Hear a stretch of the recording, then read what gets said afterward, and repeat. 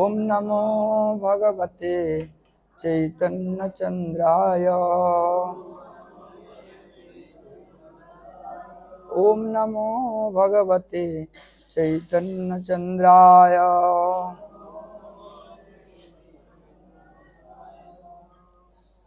नारायणं नमस्कृत्य नरं चैव नरोत्तमं देवीं सरस्वतीं व्यासं ततो जयमुदीरयेत्। नष्टप्रायेष भद्रेषु नित्यं भागवत सेवया भगवतोत्तम श्लोके भक्तिर्भवति नैष्टिकी। मूकं करोति वाचालं पंगुं लङ्घयते गिरिं यत्कृपातमहं वन्दे परमानन्दमाधवं। श्रीगुरुदिनचरणं श्रीचैतन्यमीश्वरं वन्देऽहं श्रीगुरौ श्रीयुतापदकमलं श्रीगुरून् वैष्णवांश्च। श्रीरूपं साग्रजातं सहगण रघुनाथान्वितं तं सजीवं साद्वैतं सावधूतं परिजनसहितं कृष्ण चैतन्य देवं श्रीराधा कृष्ण पादान् सहगण ललिता श्रीविशाखान्वितांश्च। नमो महावदन्याय कृष्ण प्रेम प्रदायते कृष्णाय कृष्ण चैतन्य नाम्ने गौरतिसे नमः। तप्त कांचन गौरांगी राधे वृंदावनेश्वरी वृषभानुसुते देवी प्रणमामि हरिप्रिये। जय श्री कृष्ण चैतन्य प्रभु नित्यानंद श्री अद्वैत गदाधर श्रीवासदि गौर भक्तवृंद। हरे कृष्ण कृष्ण कृष्ण हरे हरे हरे राम राम राम हरे हरे। तो गतकाल चैतन्य चरितामृत থেকে যে পাঠ হয়েছে চৈতন্য মহাপ্রভুর ভগবত্তা প্রতিষ্ঠিত হয়েছে এবং চৈতন্য মহাপ্রভুকে বা তার যে শ্লোক বলা হয়েছে সেই শ্লোকের বিস্তৃত বর্ণন হিসাবে পঞ্চতত্ত্বকে বর্ণনা করা হচ্ছে বা পঞ্চতত্ত্বের স্বরূপ বর্ণনা করা হচ্ছে। पंचतत्मात्मकं कृष्णं भक्तरूप स्वरूपकं भक्तावतारं भक्ताक्षं नमामि भक्त शक्तिकम। तो एखाने पंच माने पाँच, तत्व माने पाँच तत्व के एखाने वर्णन करा हच्छे। पाँच तत्व की ताहले कृष्णम भक्तरूप स्वरूपकम भक्तावतारम भक्त्याक्षम এই পাঁচ তত্ত্ব। তো এই পাঁচ তত্ত্বের যদি আসল পরিচয় দেখা যায় বা কৃষ্ণ লীলাতে এদের পরিচয় কি, তো এখানে কৃষ্ণম কৃষ্ণকে কৃষ্ণ চৈতন্য হচ্ছে স্বয়ং কৃষ্ণ আর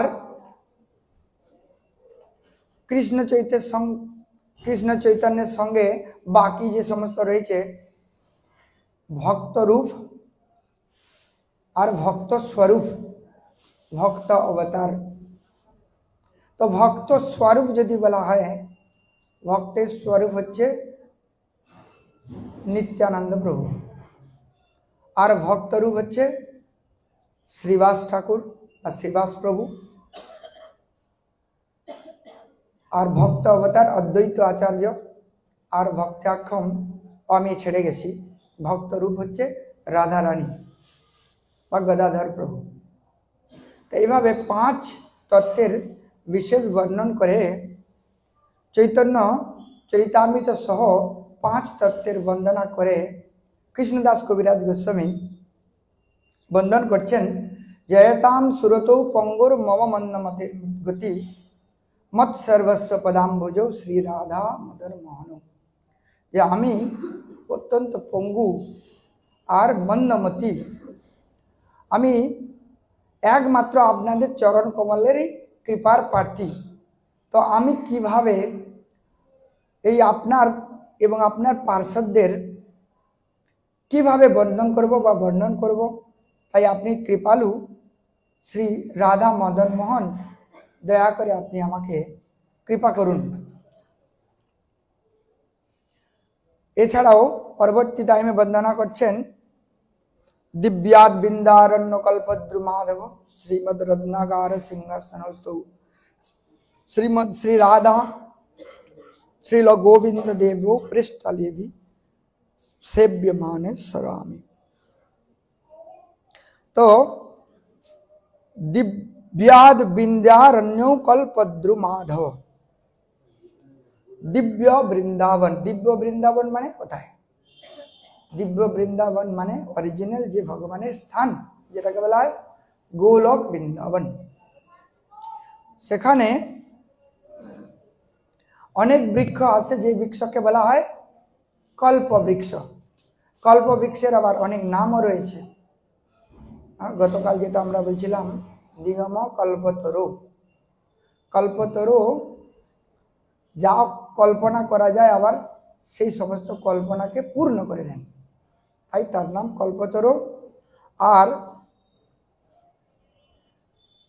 आरो एकटा वृक्ष आछे जेटा सेटाके बला है पारिजात वृक्ष तार एकई नाम कल्पवृक्ष भिन्न नाम किन्तु दिव्य वृंदावने तारा विराजित।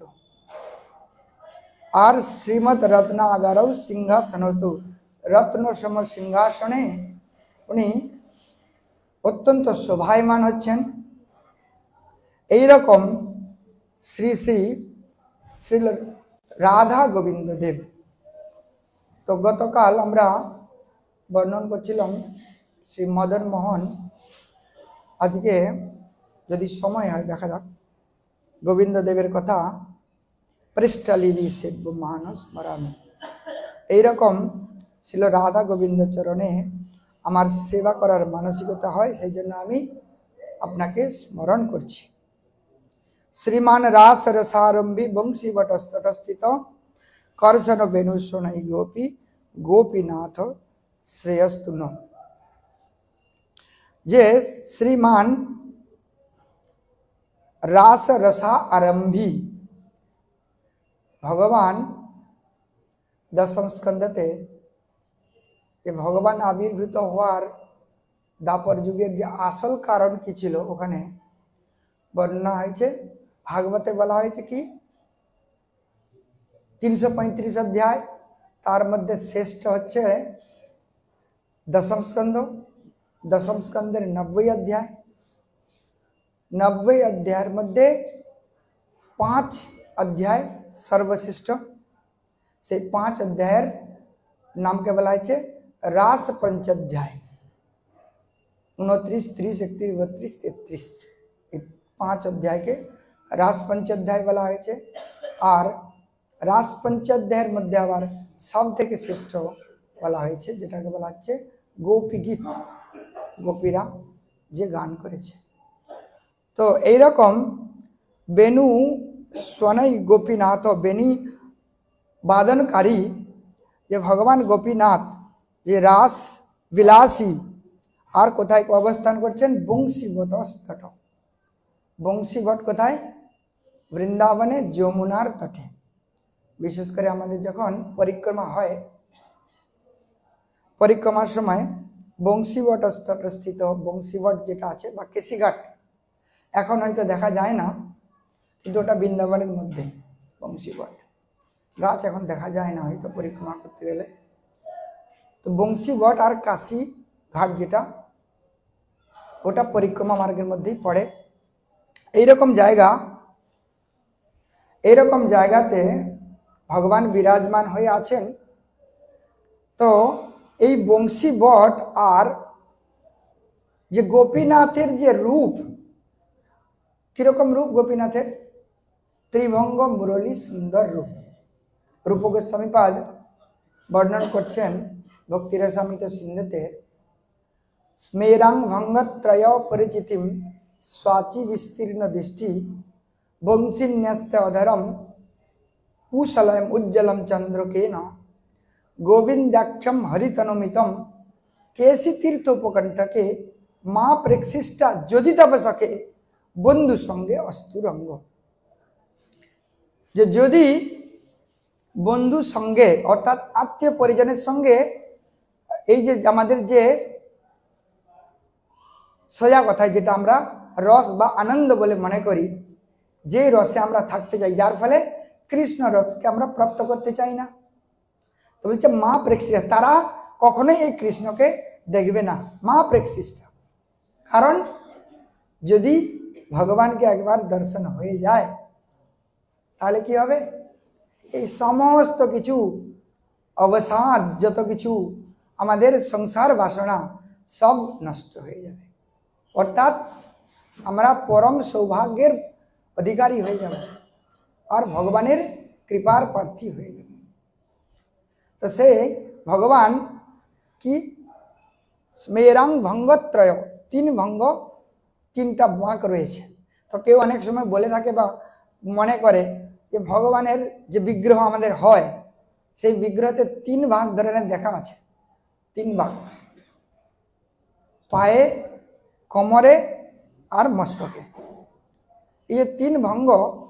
তো এই যে তিন ভঙ্গ, এটা হচ্ছে গিয়ে ভগবানের তার ভক্তদের সন্তুষ্ট করার জন্য রূপ, বা এই যে রূপ, এই রূপ আমরা রাসলীলাতেও দেখেছি। রাসলীলার নৃত্যের সময় ভগবানের যে নটবর বপু বলা হয়েছে, ওখানেও এরকম নৃত্যের কথা, এরকম রূপের কথা বর্ণন করা হয়েছে।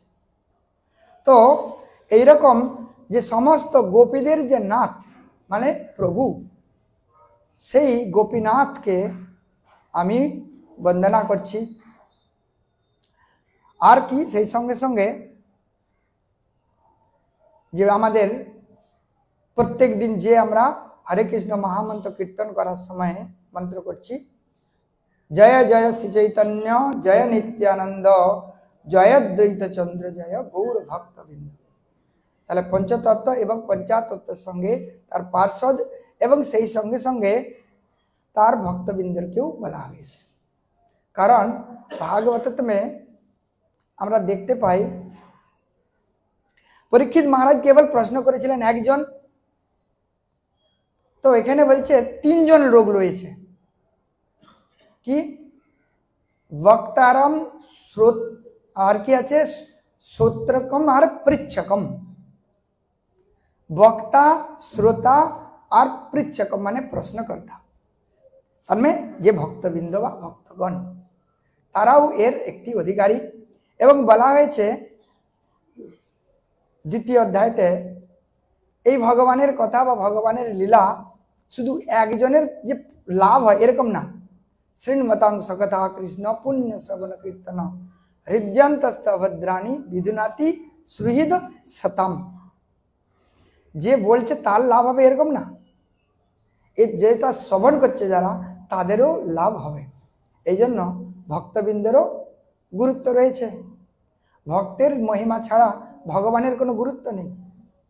ভগবানকে মহিমা প্রচার করবে কে? তার ভক্ত। সেজন্য ভক্তেরও গুরুত্ব রয়েছে।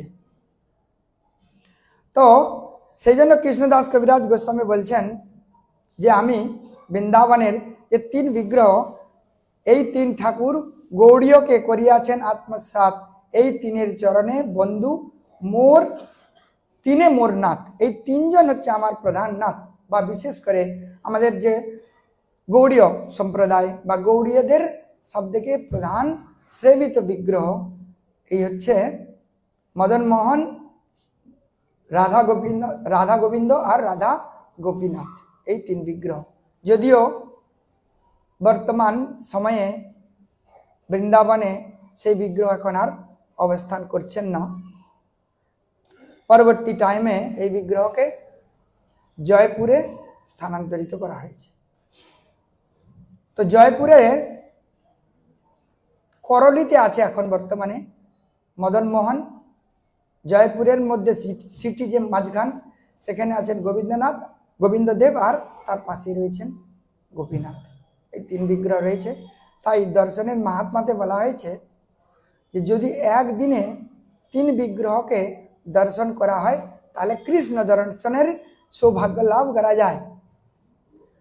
তো এখন বর্তমানের সময় অনুযায়ী করলি থেকে গোবিন্দদেব বা জয়পুর 4 ঘন্টা রাস্তা, আর প্রত্যেক মন্দিরের প্রায় একই টাইমে দর্শন খুলে আবার বন্ধ হয়।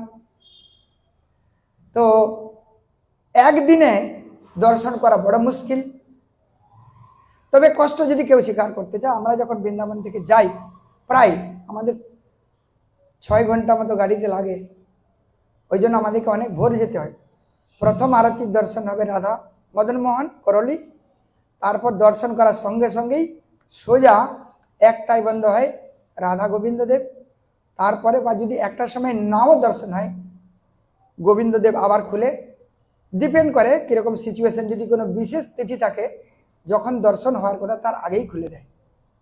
তো আমরা একদিন গেলাম, একদিনেই 3 দর্শন হয়ে গেল। দর্শন করে আবার সঙ্গে সঙ্গে ফিরে চলে আসলাম। তো এটা হচ্ছে 3 বিগ্রহকে দর্শন করার মাহাত্ম্য, বা এই 3 বিগ্রহ আরো যে মাহাত্ম্যতে বলা হয়েছে এই 3 বিগ্রহকে কে প্রতিষ্ঠা করেছিল? কৃষ্ণের পরপোতা বজ্রনাভ। বজ্রনাভ কে ছিল? কৃষ্ণের পুত্র প্রদ্যুম্ন, প্রদ্যুম্নের পুত্র অনিরুদ্ধ, অনিরুদ্ধের পুত্র বজ্রনাভ। তো বজ্রনাভ কেবল মাত্র শুনেছে, সে তো দর্শন করেনি কৃষ্ণকে, কিন্তু তার মাতামহী দর্শন করেছিলেন।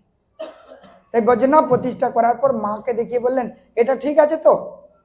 বলছে এটা ঠিক আছে বিগ্রহ, কিন্তু কৃষ্ণকে দেখতে এরকম লাগে যে কৃষ্ণের চরণটা হচ্ছে রাধা গোপীনাথের মতো চরণ, আর রাধা গোবিন্দের হৃদয়টাকে বা মুখমণ্ডলকে বলা হচ্ছে যে ভগবানের চরণ বক্ষস্থল মতো, আর মদন মোহন হচ্ছে কৃষ্ণের মুখমণ্ডলের মতো।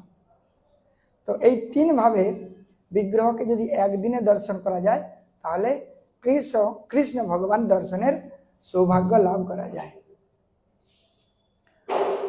তাই এই 3 যে আমাদের প্রধান গোস্বামীদের যে আরাধ্য ভগবান, সেই বিগ্রহকে বলছেন। আর সেই সঙ্গে বলছেন গ্রন্থের আরম্ভ করি মঙ্গলাচরণ, গুরু বৈষ্ণব ভগবান তিনে স্মরণ। তো মঙ্গলাচরণ আমরা অলরেডি গতকাল করেছি, এখানে আর মঙ্গলাচরণের সম্বন্ধে বিশেষ আজ কিছু বলবো না। তো এই মঙ্গলাচরণ কেন করতে হয়? বলা হচ্ছে তিনে স্মরণ হয় বিঘ্ন বিনাশন, অনায়াসে হয় নিজ বাঞ্ছিত পূরণ। মঙ্গলাচরণ করার উদ্দেশ্য হচ্ছে যত রকমের বিঘ্ন, সেই বিঘ্নকে নষ্ট করে দেবে, আর অনায়াসে বাঞ্ছিত মানে ইপ্সিত, বা যা আমাদের মনের কামনার বা মনের বাসনা অনুযায়ী যে ফল, সেই ফল প্রাপ্ত হয়। এই মঙ্গলাচরণ হয় ত্রিবিধ প্রকার, বস্তু নির্দেশ, আশীর্বাদ আর নমস্কার। এটা গতকাল আমরা বলেছি যে ভাগবতে যে মঙ্গলাচরণ করা হয়েছে এই মঙ্গলাচরণই করা হয়েছে। তো বলা হয়েছে যে এই যে মঙ্গলাচরণ করার উদ্দেশ্যটা আর একটা কি ছিল? মঙ্গলাচরণের উদ্দেশ্য কে করছেন? স্বয়ং ব্যাসদেব করছেন ভগবানের মঙ্গলাচরণ। তো এই মহান গ্রন্থ রচনা করার পরেও যদি জগতের কল্যাণ না হয় তাহলে এই গ্রন্থ রচনা করে কি লাভ? কারণ ব্যাসদেবের এই যে গ্রন্থ ভাগবত, তো এই ভাগবতকে রচনা করার উদ্দেশ্য হলো লোক কল্যাণ হোক, মঙ্গল হোক। কারণ নারদ মুনি বললেন যে তোমার মনে অসন্তোষের কারণটা কি? অসন্তোষের কারণ হচ্ছে তুমি ভগবানের যশ কীর্তন বর্ণনা করনি। কি? ভবতানুদিত প্রায় যশো ভাগবতমলা নিত্যম বিষ্ণু জনপ্রিয়ম। নিত্য প্রত্যেক দিনকার যে ভক্তদের প্রিয় বস্তু ভগবানের যশ কীর্তনের কথা সেইটা আপনি বর্ণন করেননি, যার জন্য আপনার মনে এত দুঃখের কারণ। তো আপনি দয়া করে সেটি রচনা করুন। তো ভক্তগণদের প্রিয় গ্রন্থ হচ্ছে শ্রীমদ্ ভাগবতম। তো এটা প্রকটিত হয়েছে কেবলমাত্র লোক কল্যাণের জন্য, আমাদের মঙ্গলের জন্য, বা এর স্বরূপ বর্ণনা করতে গিয়ে ওখানে আমি বলেছি যে এই ভাগবত কিরকম, এ সমুদ্র সেতু ভজাময়ে ভাগবত স্বরূপম। এই ভবসাগর এত দুরূহ দুস্তর, যাকে পার করা খুবই কঠিন। আমরা ভজনের আমাদের গৌড়ীয় আচার্যন অনেক সুন্দর ভজন করেছেন যে এরকম যে বিশাল, যেটাকে বলা হয় ভবতরণী বা ভবসাগর, বা আবার এটাকে বলা হয় অর্ণব সমুদ্র, এত বিশাল যেটা কি আমাদের পক্ষে পার করা খুবই কঠিন। পরীক্ষিত মহারাজ কৃষ্ণ কথা শোনার জন্য সুখদেব গোস্বামীকে উৎসাহিত করার জন্য বললেন, আমি কৃষ্ণ কথা শুনতে চাই। কেন? কৃষ্ণ কথা শুনে কি হবে? পরীক্ষিত মহারাজ সুখদেব গোস্বামীকে গুরু রূপে স্বীকার করেছিলেন। আমরা ভাগবতে সন্ধ্যাবেলা যখন আলোচনা হবে এই বিষয়ে আলোচনা করব। তো এই ভাগবত কেবলমাত্র জনকল্যাণের জন্যই প্রকটিত হয়েছে। সেই জন্য এই ভাগবতের রচনা করতে গিয়ে কিভাবে সম্পন্ন হবে তার জন্য কোনো যেন বিঘ্ন না ঘটে, সেই জন্য উনি মঙ্গলাচরণ করছেন। সেইটারই পরম্পরাক্রমে এখানে বলা হচ্ছে যে প্রথম মঙ্গলাচরণ বলা হচ্ছে নমস্কারাত্মক মঙ্গলাচরণ। নমস্কারাত্মক মঙ্গলাচরণে বলা হচ্ছে সত্যম পরম ধীমহি, যে পরম সত্যকে আমরা ধ্যান করছি। দ্বিতীয়তে বলা হচ্ছে বস্তু নির্দেশ, যে পরম সত্যকে আমরা ধ্যান করছি সেই পরম সত্যের স্বরূপ কি, যেটা আমরা গতকাল বলেছিলাম বা তার আগের দিনে। সেই পরম সত্যের স্বরূপ হচ্ছে গিয়ে বেণুনাদ লহরী নির্ব্যান নির্ব্যাকুলম শস্ত্র শস্ত্র নিবদ্ধনী বিবিলিসৎ গোপী সহস্রাবৃতম হস্তন্যস্তনতাপ বর্গ অখিল দ্বারম কিশোরাকৃতি। কিশোরাকৃতি ভগবান যে বেণুনাদ করার ফলে হাজার হাজার গোপী একত্রিত হয়ে তাকে কি করে মাঝখানে রেখে আবৃত হয়ে থাকেন যে ভগবান। তো সেই ভগবান হচ্ছে গিয়ে আমাদের আরাধ্য বস্তু বা বাস্তব বস্তু। সেটা হচ্ছে গিয়ে দ্বিতীয়। আর তৃতীয়তে বলা হচ্ছে কি আশীর্বাদক মঙ্গলাচরণ। এই যে মহান গ্রন্থ ভাগবত রচনা করার পর ভাগবতের স্বরূপকে আশীর্বাদ নেওয়ার জন্য ব্যাসদেব কি করলেন, স্বয়ং ভগবান নারায়ণের কাছে গিয়ে বললেন যে ভগবান, আমি তো এক মহান গ্রন্থ রচনা করলাম, এই মহান গ্রন্থকে আপনি আশীর্বাদ করে দেন বা এর নামকরণ করে দেন। তো এর কি নাম করা যেতে পারে? তো ওখানে বলছেন ভগবতা প্রোক্তম ইতি ভাগবতম। ভগবতা প্রোক্তম ইতি ভাগবতম মানে কি? ভগবত শব্দের তৃতীয়াতে হয়, যে শব্দ রূপ হয় তৃতীয়াতে হয় ভগবতা, অর্থাৎ ভগবানকে দ্বারা, ভগবানের দ্বারা যে গ্রন্থ রচিত হয়েছে তাকে বলা হয় ভাগবতম। তো এমন অবস্থায় লক্ষ্মী দেবী বা ভগবতী দেবী পাশে বসেছিলেন। আরে ব্যাসজি, তুমি তো ভাগবত রচনা করলে, আমার তো কোনো নাম এখানে নেই, আমার নামও একটু উল্লেখ করে দাও। তা নাহলে লোকেরা লক্ষ্মী নারায়ণ বলে, তো তাহলে লক্ষ্মী নারায়ণ কি করে তার নামটা এখানে সার্থক হলো, আমার নামটাও একটু জুড়ে দাও। তখন ব্যাসদেবজি বললেন, ঠিক আছে মাতাজি, আপনার নামও আমি জুড়ে দিচ্ছি। ভগবত্যাহ প্রোক্তমিতি ভাগবতম। ভগবতী ই কারন্ত শব্দের তৃতীয়াতে হয় ভগবত্যাহ স্ত্রীলিঙ্গতে। তো স্ত্রীলিঙ্গতে বলছেন যে আপনার দ্বারা যা রচিত হয়েছে সেটাই ভাগবতম। তো এইভাবে এই ভাগবতম আমাদের কাছে যেটা এখন বর্তমানে শাস্ত্র রূপে প্রকটিত হয়েছে সেটা হচ্ছে ভগবানের তেনৈব বাগময় মূর্তি। এই ভাগবত হচ্ছে ভগবানের বাক্যরূপী যে স্বরূপ। আমাদের যে ভাগবতের শুরুবাত আমরা গতকাল করেছিলাম, সেই শুরুবাতে কি বলে সৌনক আদি ঋষিদের যে প্রশ্ন ছিল তার প্রশ্নের লাস্ট প্রশ্ন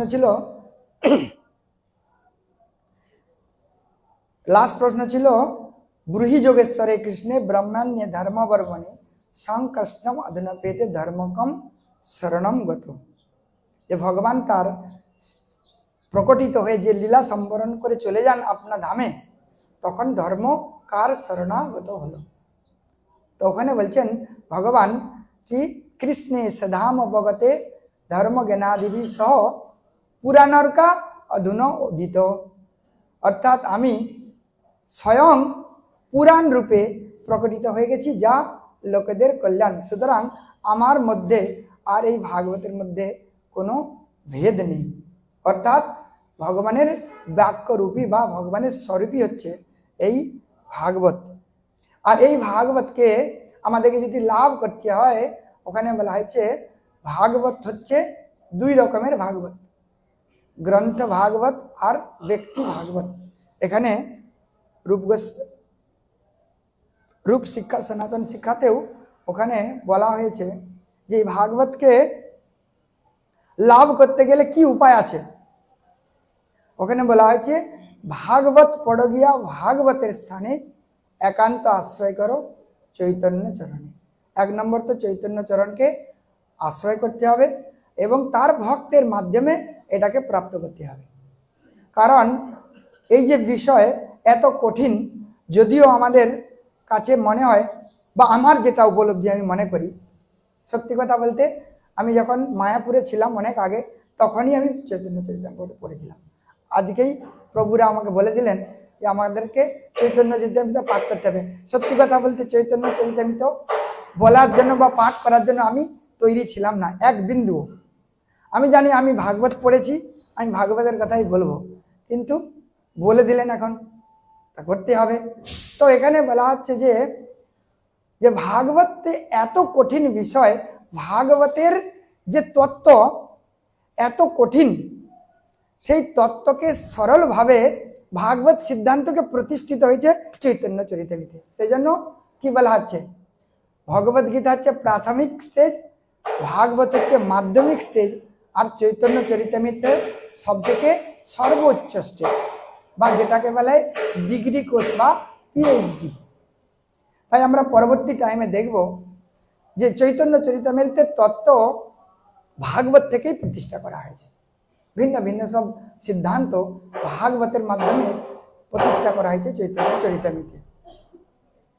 তো এইভাবে চৈতন্য মহাপ্রভু তার ভক্ত আর তার পার্শ্বদেরও বর্ণন করে উনি এই পঞ্চতত্ত্বের ব্যাখ্যান করে চৈতন্য চরিতামৃতের কথা বর্ণন করছেন। কেন বলছেন, ভগবান যখন প্রকটিত হন, ভগবান 6 রূপে প্রকটিত হন। কৃষ্ণ, গুরু, ভক্ত, শক্তি, অবতার, প্রকাশ। কৃষ্ণ এই 6 রূপে করেন বিলাস।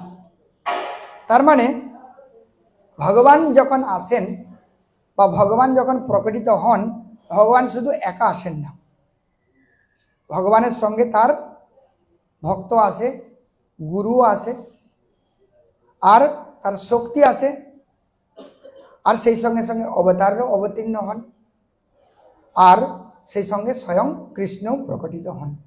একই কথা ভাগবতেও বলা হয়েছে যে কি বলা হয়েছে, যখন ভগবান আসেন, ভগবানের যে কি মনু বংশ, পুত্র,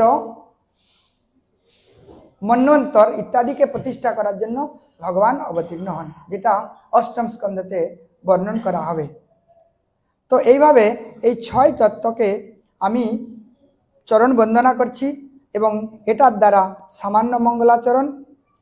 তো সেইভাবে মঙ্গলাচরণ করে উনি বন্দনা করছেন যে ভগবান চৈতন্য মহাপ্রভুকেও আমি বন্দনা করছি। বন্দে গুরুন ঈশ ভক্তান ঈশ ভক্তাবতারকান তৎপ্রকাশ সমস্ত তৎশক্তি শ্রীকৃষ্ণ চৈতন্য সঙ্গকম। শ্রী চৈতন্য রূপী যে ভগবান কৃষ্ণ তার শক্তি গুরু যেটা আগে বলা হলো সেইটারই অনুবাদ। কৃষ্ণ গুরু ভক্ত শক্তি অবতার কৃষ্ণ, এই 6 জন কি করেছেন, এই কৃষ্ণ বা চৈতন্য মহাপ্রভু প্রকটিত হয়ে তার লীলা প্রকট করার জন্য প্রকটিত হয়েছেন। তো এখানে এই যে বিষয় আরো সঙ্গে সঙ্গে গুরুর বিষয় যখন বলা হয়েছে, তো গুরুর বিষয়কে বর্ণনা করতে গিয়ে এখানে বলছেন কি মন্ত্রগুরু আর শিক্ষা গুরুগণ তাহার চরণে আগে করিয়ে বন্দন। তো আমাদের এই ভক্তি রাজ্যে বা ভক্তি জগতে প্রবেশ করতে গেলে 2 জনের আবশ্যকতা আছে। 2 জনের আবশ্যকতা কি কি? একজন হচ্ছে মন্ত্রগুরু আর একজন হচ্ছে শিক্ষাগুরু। এইভাবে তো ভাগবতে বা কি বলে ভক্তি রসামিত সিন্ধিতে ভক্তির ব্যাখ্যা করতে গিয়ে ওখানে 4 প্রকারের গুরুর কথা ওখানে বলা হয়েছে। তো ওটা পরবর্তী টাইমে আমরা দেখব। এখন বলা হচ্ছে মন্ত্রগুরু আর শিক্ষাগুরু। তো মন্ত্রগুরু কে হতে পারে? মন্ত্রগুরুকে দীক্ষা গুরু বলা হয়। তো এই বিষয়ে তো অনেক অনেক গভীর বিষয়। এই যে গুরুদেবের বিষয় একটি আমাদের ভক্তি জীবনের জন্য সবথেকে একটা বড় বিষয়, বড় সাবজেক্ট। এটা আমাদেরকে একটু ভালো করে জানার দরকার। গুরু কে হতে পারে, কিরকম গুরু গ্রহণ করতে পারবো, কিরকম গুরু গ্রহণ করলে আমাদের যথার্থ হবে, কিরকম গুরু আমাদের জগতে বিরাজমান, সেই গুরুর স্বরূপ কি, এগুলো জেনে শুনে আমাদেরকে গ্রহণ করতে হয়। তা নাহলে এই যে গুরুর বিষয় পরবর্তী টাইমে কি হবে, ভ্রম পয়দা হয়ে যাবে, ভুল হয়ে যাবে সিদ্ধান্ত। এই জন্য মন্ত্র গুরু হচ্ছে দীক্ষা গুরু। চৈতন্য চৈতন্যতে আরো পরে বলা হবে। কেউ বলে অনেক সময় যে আমাদেরকে ভগবান নাম স্বতন্ত্র, তো ভগবান নাম স্বতন্ত্র যদি হয় তাহলে নামকে উচ্চারণ করার জন্য কোনো কিছুর আবশ্যকতা নেই। ওখানে কি বলা হয়েছে কি দীক্ষা পুরস্চর্যা বিধি অপেক্ষা না করে জিহ্বা স্পর্শে আচণ্ডালে সবারে উদ্ধারে। যদি জিহ্বাতে স্পর্শ হয়ে যায় কেবলমাত্র নাম, তাহলে কি করে নামকারীকে নামকারী যে নাম করে তাকে উদ্ধার করে দেয় এই ভগবান। তাহলে আমাদের দীক্ষা নেওয়ার কি প্রয়োজনীয়তা আছে? ওই সিদ্ধান্তকেই আবার বলা হয়েছে যে আশ্রয় করিয়া ভজে তাহে কৃষ্ণ নাহি তেজে। তাহলে আমাদের দীক্ষা নিতে হবে, তো সেই সঙ্গে সঙ্গে আশ্রয় তত্ত্ব গ্রহণ করতে হবে। মানে আমাদেরকে একটা কারো আশ্রয়, যেমন ভাগবতমে আমরা আজকে যদি সম্ভব হবে কিনা জানি না, ভাগবতমে 10 তত্ত্বের কথা বলা হয়েছে। তার মধ্যে ভগবানকে বলা হয়েছে আশ্রয় তত্ত্ব। অত্র স্বর্গ বিসর্গশ্চ স্থান পোষণমুতয় মন্বন্তরে ঈশানু কথা মুক্তি নিরোধ আশ্রয়। তো আশ্রয় বলতে ভাগবতের 10ম স্কন্ধকে বলা হচ্ছে আশ্রয়, যেখানে ভগবানের যশ কীর্তনের মহিমা বা ভগবানের যে টোটাল লীলার কথা বর্ণন করা হয়েছে। তাহলে ভগবানের লীলা যেহেতু বর্ণন হয়েছে, সমস্ত এই জগতের কেন্দ্রবিন্দু হচ্ছে ভগবান। তাই ভগবান হচ্ছে বাকি যে 9টি তত্ত্ব, স্বর্গ বিসর্গ আদি স্থানম পোষণম, এরা হচ্ছে গিয়ে তারা আশ্রিত, ভগবানের আশ্রিত। তো সেই জন্য আমাদের ভগবানকে আশ্রয় করতে হবে। ভগবান বা আমি যে কোন গন্তব্যস্থলে যাব, আমাদের গন্তব্যস্থল কি সেটা না জেনে যদি যাই তাহলে কি হবে, আমাদের আশ্রয়স্থলে পৌঁছানো হবে না। এই বিষয়ে অনেক অনেক সিদ্ধান্ত অপসিদ্ধান্ত রয়েছে, তো ওই বিষয়ে আমরা যাব না। তো এইটুকু আমরা দেখব যে আমাদের কল্যাণকারী কি উপায়, যেটাকে অর্জুনের মাধ্যমে আমাদেরকে স্বীকার করতে হবে। কিরকম, এবং পরম্পরা প্রাপ্তম ইমম রাজর্ষয় বিদু। তো পরম্পরার মাধ্যমে আমাদেরকে এটাকে গ্রহণ করতে হবে বা স্বীকার করতে হবে, বিনা পরমকে। কারণ ওখানে বলা হয়েছে, কোনো পুরাণে আমি ভুলে গেছি, শ্রী রুদ্র কুমার ব্রহ্মা চত্বার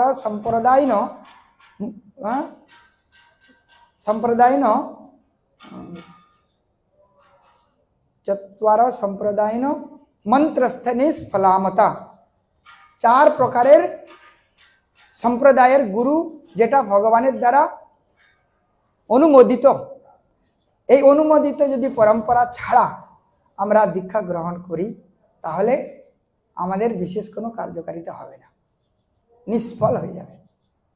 এই জন্য আমাদের কাছে এত সুন্দর সুযোগ রয়েছে। হ্যাঁ, আমাদের যে সম্প্রদায় বা পরম্পরা মাধবাচার্য থেকে আসছে, আমাদের ষড় গোস্বামী চৈতন্য মহাপ্রভু, তার মাধ্যমে আমরা এই गुरु परम्परार कथा बा गुरु परम्परार जे शिक्षा, गुरु परम्परार जे पथ, सेई पथेतेई आमरा अग्रसर हब। शुधु ताई नय, जय श्री राधा गोविंद देव की जय, नृसिंहदेव भगवान की, जगन्नाथ बलदेव सुभद्रा महारानी की। तो যাই হোক, तो आमादेर आश्रय ग्रहण करार प्रयोजनीयता आछे सठिक पथ। अनेके आबार जेटा पथ बोले थाके कि बोले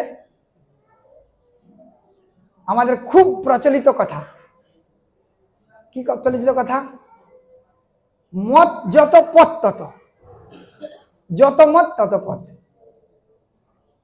अरे आमादेर की पथे जेते होबे सेटा तो जानते होबे, आमरा जाচ্ছি কোথায়, আমাদের তো অনেক জায়গায় যেতে হবে, ঠিক আছে, কোন দিকে কি আছে আমার তো জানা নেই, তো আমি অন্য মতে গেলে আমার লক্ষ্যবস্তু প্রাপ্ত হবে না। যেমন আমরা বলি যে যদি আমাদেরকে আমেরিকা যেতে হবে, আমেরিকা যাওয়ার জন্য অনেক পথ রয়েছে। প্রভুপাদ গিয়েছেন জাহাজে, আবার কেউ বলবে আমি হেঁটে হেঁটে যাব, কেউ বলবে আমি গাড়ি নিয়ে যাব, কেউ বলবে আমি বাইক নিয়ে যাব। বাইক মানে পেডেল বাইক, মোটরসাইকেল না। তো কেউ আবার বলবে কি আমি ফ্লাইটে যাব। তাহলে এখন বুঝতে হবে যে আমাদের সবথেকে সুবিধাজনক কোন পথটা আছে।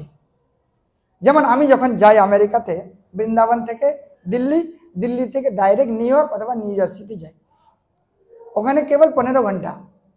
কারণ ফ্লাইটে বসে থাকা এর মতো বোরিং টাইম আর নেই, মানে এত কষ্টকর 15 ঘন্টা বসে থাকা, কি যে যন্ত্রণা।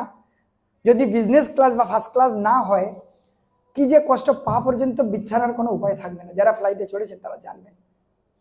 আমি এই জন্য এখানে এই জন্যই আসলাম না যে আমি আসলাম 1 নম্বর তোমার খরচা কম হলো, প্লাস এই যাওয়ার জন্য 3 ঘন্টা আগে যাও, সিকিউরিটি চেক করো, বগেরা বগেরা, এতে অশান্তিকর শান্তি। তার থেকে হেঁটে হেঁটে যাই, পায়ের একটু কাজ হলো, একটু চোখের এক্সারসাইজও হলো, সেটা ভালো।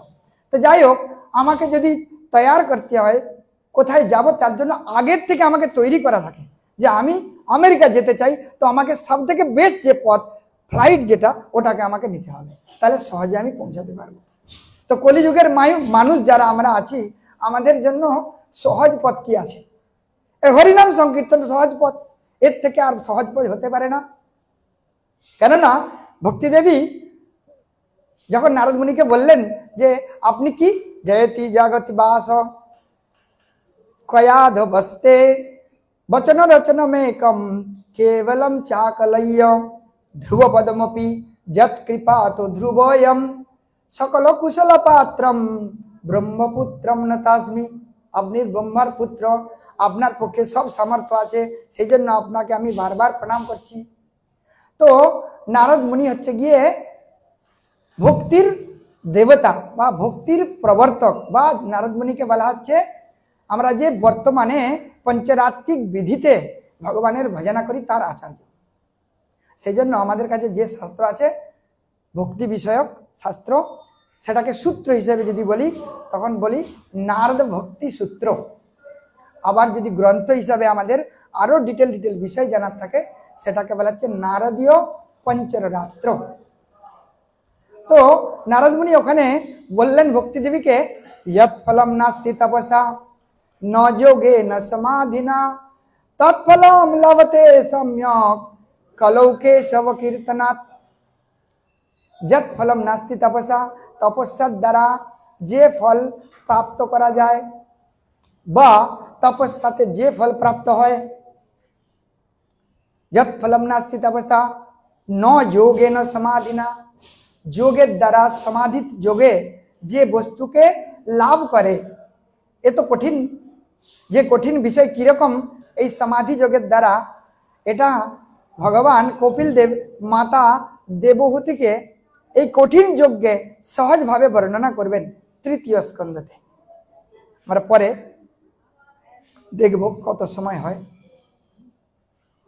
তো যোগ পদ্ধতির দ্বারা ভগবানকে প্রাপ্ত করা, দর্শন করা খুবই কঠিন। তো বলছে যোগ অভ্যাস করতে গেলে তার 8টা সিঁড়ি রয়েছে।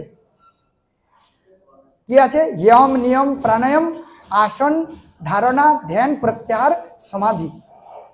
একটার পর একটা সিদ্ধি করবে, তারপরে আরেকটা স্টেজে যাবে। আমাদের 1 ঘন্টা 1/2 ঘন্টা বসার পরেই মনের ভাব হয়ে যায়, বিরক্ত লাগছে, আর ভালো লাগছে না। আরে প্রভু কি বকবক করে যাচ্ছে, আর সহ্য হচ্ছে না, তাড়াতাড়ি টাইম হয়ে যাচ্ছে প্রসাদের, এখনো প্রভু শেষ করছে না, তাড়াতাড়ি যেতে হবে। মানে আমাদের মধ্যে ইন্দ্রিয় সংযম নেই।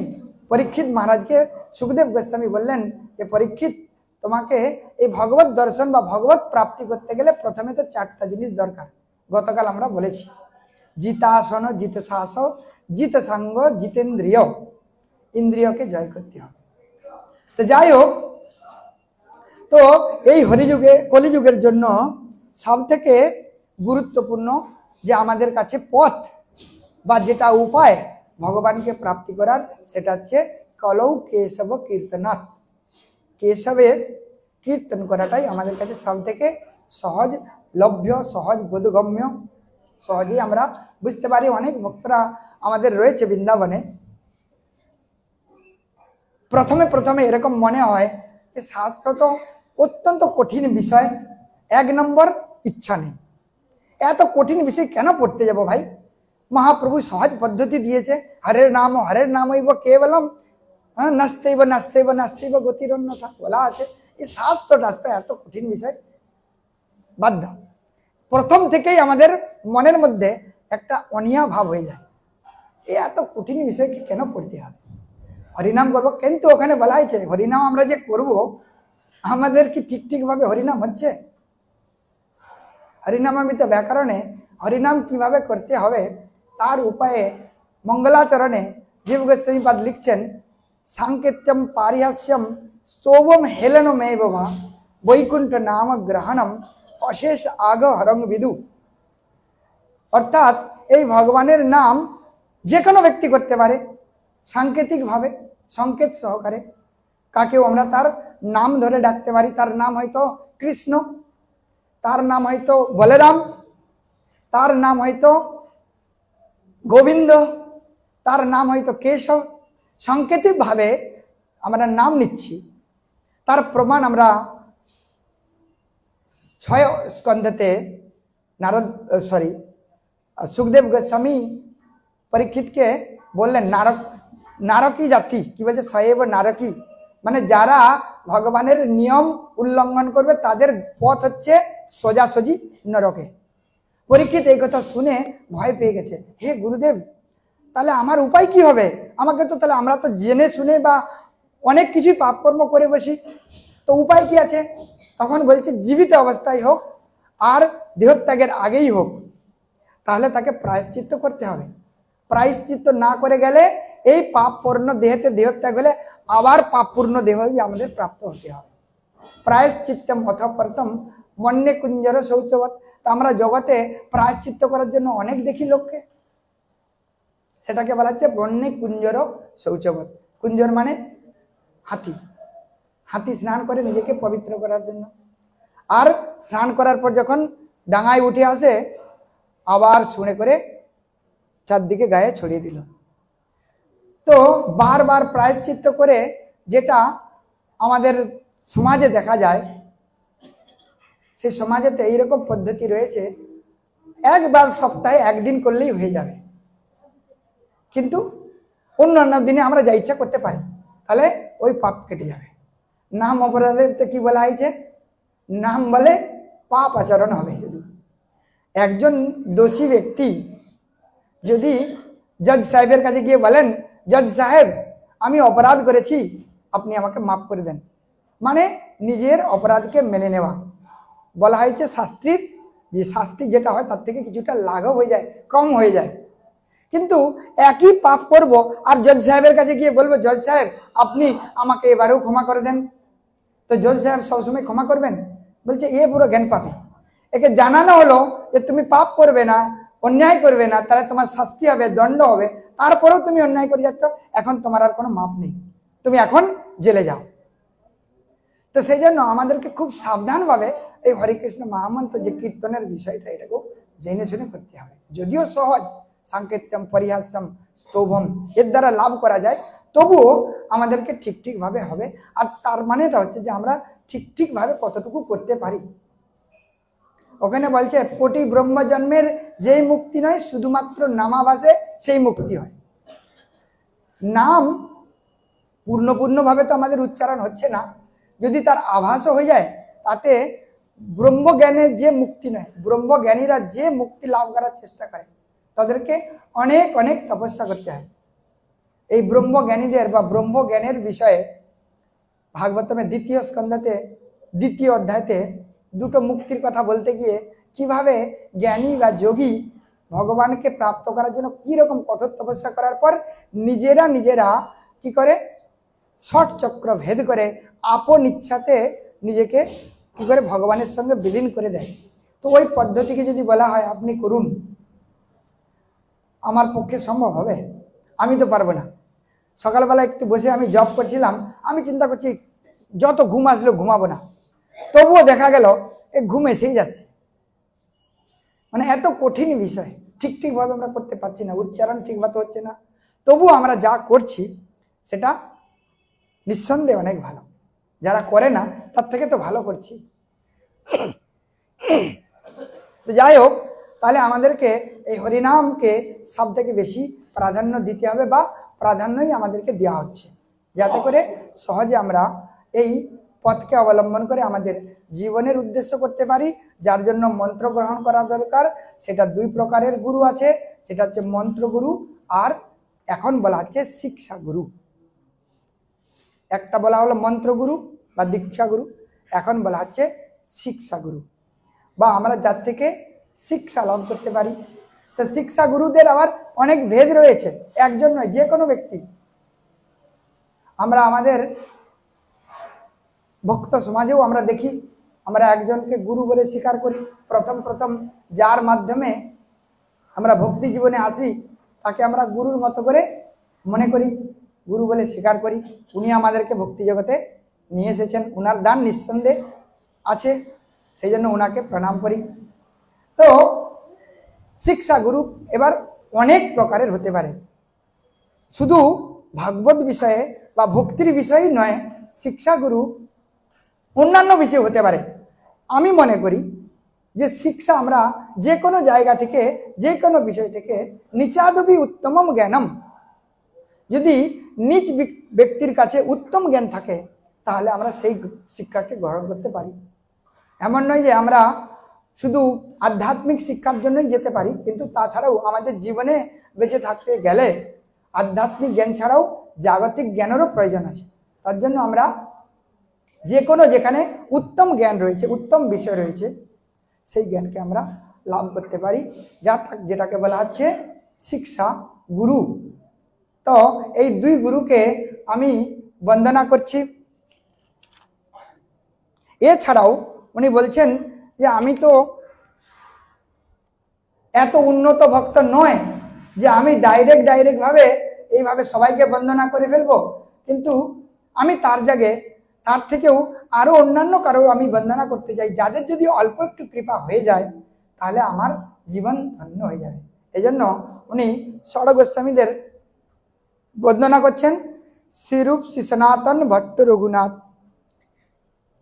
শ্রীজীব গোপাল ভট্ট দাস রঘুনাথ, 6 গোস্বামী বা ষড় গোস্বামী বলা হয় যাদেরকে, যারা বৃন্দাবনে মহাপ্রভুর শিক্ষায় শিক্ষিত হয়ে আমাদের কাছে এই বৈষ্ণব সিদ্ধান্তকে সুন্দরভাবে প্রকটিত করে দিয়েছেন, যাদের কৃপা আমাদের দরকার আছে। এই জন্য প্রত্যেক দিন প্রায় আমরা এই ষড় গোস্বামীদের নাম গ্রহণ করি বা তাদের চরণে স্মরণ নেই, যাতে আমাদের কল্যাণ হয়।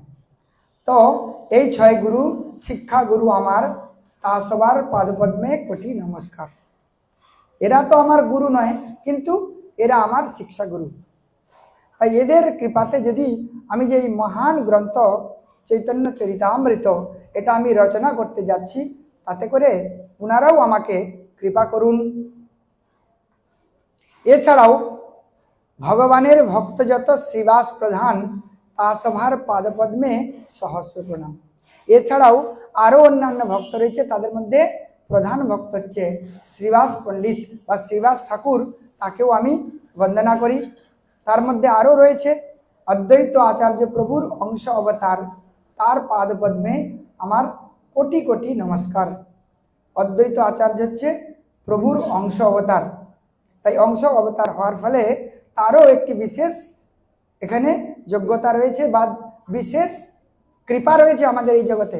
আমরা অদ্বৈত অষ্টকমে দেখি যে অদ্বৈত আচার্য মহাপ্রভুকে প্রকটিত করেছেন। হুঙ্কার গর্জনাদি অহরাত্রি সদ্গুণম, হে কৃপা করুণা, কি চৈতন্য অষ্টকমীতে রয়েছে, গিয়েছে কত সুন্দরভাবে যে হুঙ্কার করলেন যে হে প্রভু, আপনি যদি প্রকটিত না হন এই অধম জীবদেরকে কে রক্ষা করবে? তাই আপনাকেই এই জগতে প্রকটিত হতে হবে। আমি জানি আপনি যদি প্রকটিত না হন আমাদের কোনো উদ্ধারের দ্বিতীয় কোনো আর পথ প্রদর্শক গুরু নেই, তাই আপনাকেই প্রকটিত হতে হবে। এই জন্য আপনাকেও আমি বন্দনা করি। নিত্যানন্দ রায় প্রভুর স্বরূপ অবতার, তার পাদপদ্মে যার মুই তার দাস। অর্থাৎ এই পঞ্চতত্ত্বের মধ্যে একটি তত্ত্ব হচ্ছে নিত্যানন্দ প্রভু। এই কয়েকদিন আগে নিত্যানন্দ ত্রয়োদশী গেল, নিত্যানন্দ প্রভুর আবির্ভাব গেল। তো নিত্যানন্দ আবির্ভাবের বা নিত্যানন্দ ত্রয়োদশীতে অনেক সুন্দর সুন্দর কথা আমি 4 দিন করেছিলাম কলকাতাতে। তো ওখানে মূল পাঠ বা মেন বিষয় যেটা আমরা দেখতে পেলাম যে নিত্যানন্দ প্রভু হচ্ছে গিয়ে আমাদের আদি গুরু, আর নিত্যানন্দ প্রভুর প্রকাশ হচ্ছে আমাদের বর্তমানের দীক্ষা গুরু। নিত্যানন্দ প্রভুর কৃপা না হলে চৈতন্য কৃপা হয় না, চৈতন্য কৃপা না হলে রাধা কৃষ্ণের কৃপা প্রাপ্ত হয় না। এই জন্য নিত্যানন্দ প্রভুর কৃপা আমাদের বিশেষ দরকার আছে। তো সেই নিত্যানন্দ প্রভুর চরণেও আমি কোটি কোটি নমস্কার করি। গদাধর পণ্ডিত আদি প্রভুর নিজ শক্তি, তা সবার চরণে মোর সহস্র প্রণতি। গদাধর হচ্ছে গিয়ে কি মহাপ্রভু বা কৃষ্ণের শক্তি। কৃষ্ণের শক্তি কে? রাধা রানী। কৃষ্ণকে যদি বলা হয় শক্তি মান, রাধা রানী হচ্ছে শক্তি। তো সেই শক্তি হচ্ছে গদাধর পণ্ডিত প্রভু, তাকেও আমি তার চরণে নমস্কার করে তারও কৃপা ভিক্ষা করছি। এখন কৃষ্ণ চৈতন্য প্রভু স্বয়ং ভগবান, তার পাদ পদ্মে আমার অনন্ত প্রণাম। তো চৈতন্য মহাপ্রভু স্বয়ং ভগবান, তিনি আবার চৈতন্য মহাপ্রভু রূপে প্রকটিত হয়েছেন, সেই জন্য তার চরণেও আমি বন্দনা করি। সবরণে প্রভু করিয়া নমস্কার, এই 6 দেহ জয়ছে করিয়ে বিচার। এই যে স অবরণে অর্থাৎ স্বপার্ষদ সহ চৈতন্য মহাপ্রভু, তাকে আমি আলটিমেটলি বন্দনা করছি, তাদের সকলকে, আর সকলের কৃপা ভিক্ষা চাইছি। যদ্যপি আমার গুরু চৈতন্যের দাস, তথাপি জানিয়ে আমি তাহার প্রকাশ। তো এখানে বলছেন যদিও আমি জানি আমার যে গুরু সে হচ্ছে চৈতন্যের দাস। আমাদের গুরু কার দাস? চৈতন্যের দাস। তার মানে চৈতন্য মহাপ্রভু হচ্ছে ভগবান, তার দাস আমরা। আর সেই সঙ্গে সেই জন্য আমি হচ্ছে গিয়ে তার প্রকাশ, দাসের দাস যেটাকে বলা হয়েছে। হ্যাঁ, দাসের দাসেতে কি বলা হয়েছে? পরিচারক ভৃত্য ভৃত্যস্য ভৃত্য, হ্যাঁ, পরিচারক ভৃত্য ভৃত্যস্য ভৃত্য তবে লোকনাথ। হে লোকনাথ, আমার পরিচয় যে আমার পরিচয় আমি আপনার দাস, এটুকু আমি বলতে পারি না। আমি যদি আপনার কেউ দাস থাকে, তার দাসের দাসের দাসের দাস আমি। তার মানে এখানে কৃষ্ণদাস কবিরাজ গোস্বামী নিজেকে কত নিজে তুচ্ছ তাচ্ছিল্য করছেন যে আমি আমার পরিচয় কতটুকু তুচ্ছ, আমি নিজে কোনো বিশেষ কোনো কৃতিত্বের অধিকারী নয়। এখন বলছেন গুরু কৃষ্ণ কৃপ হন শাস্ত্রের প্রমাণে, গুরু রূপে কৃষ্ণ কৃপা করেন ভগবানে। ভাগ্যবান ব্যক্তিকে ভগবান গুরু রূপে কৃপা প্রদান করেন। তো এখানে গুরু যে আমাদের মন্ত্র দান করেন সেই গুরুদেবের কথা এখানে বলা হচ্ছে। তো এখন গুরুর যে ব্যাখ্যা, কে গুরু হতে পারে এই কথা বলতে গিয়ে গুরুর ব্যাখ্যা একাদশ স্কন্ধতে বর্ণন করা হয়েছে। আচার্যমং বিজানিয়াত ন অববন্নিত করহিচিত ন মত্ত বুদ্ধ্যা অসুয়েত সর্বদেবময় গুরু। সর্বদেবময় হচ্ছে গুরু, বা যে আমার স্বরূপ। বিজানিয়ম, বিজানিয়ম, বিপূর্বক জানিও মানে আমাকে জানবে, যে কি তাকে কখনো অবমাননা করবে না, করহিচিত, আর তাকে কখনো মত্ত বুদ্ধি, মত্ত বুদ্ধি মানে যারা এই জগতে আসে তারা মর্তলোকবাসী, মানে যারা এখানে মারা যায়। আমরা যারা দেহ ধারণ করা রয়েছি তারা হচ্ছি আমরা মর্তলোকবাসী, মানে আমাদের মৃত্যু হয়। কিন্তু গুরু এরকম না, গুরুদেব মর্তবাসী না। গুরুদেব হচ্ছে কৃষ্ণের পার্ষদ বা কৃষ্ণের অভিন্ন বিগ্রহ, যেটা আমরা প্রত্যেক দিন গুরুবাষ্টকমে গাই বা মঙ্গলাচরণের সময় আমরা গাই। সাক্ষাৎ হরিতেন সমস্ত শাস্ত্রই উক্তস্তথা ভাবতে এব সদ্ভি। তারপর কি, কিন্তু প্রভুর যে প্রিয় এব তস্য বন্দে গুরু শ্রী চরণারবিন্দম। তো এইরকম গুরুকে কখনো সব দেব মনে করবে, তাকে অবজ্ঞা করবে না, আর তাকে কখনো মত্ত বুদ্ধি করবে না। এই গুরু। সরি, আজকের সময় পর্যাপ্ত, তো পরবর্তী টাইমে কালকে আবার এরপর থেকে দেখা যেতে পারে। তো এখন আজকের যদি আলোচনার মাধ্যমে কারো কোনো প্রশ্ন থাকে বলতে পারেন। কারণ গতকাল আমি বলেছিলাম যে শ্রোতার একটা লক্ষণ, যদি কোনো বিষয় বুঝতে না পারে সে বক্তার কাছ থেকে বারবার জিজ্ঞাসা করে সেটাকে বুঝতে চেষ্টা করবে, সে হচ্ছে প্রকৃতপক্ষে শ্রোতা। অনুচিন্তন পরো।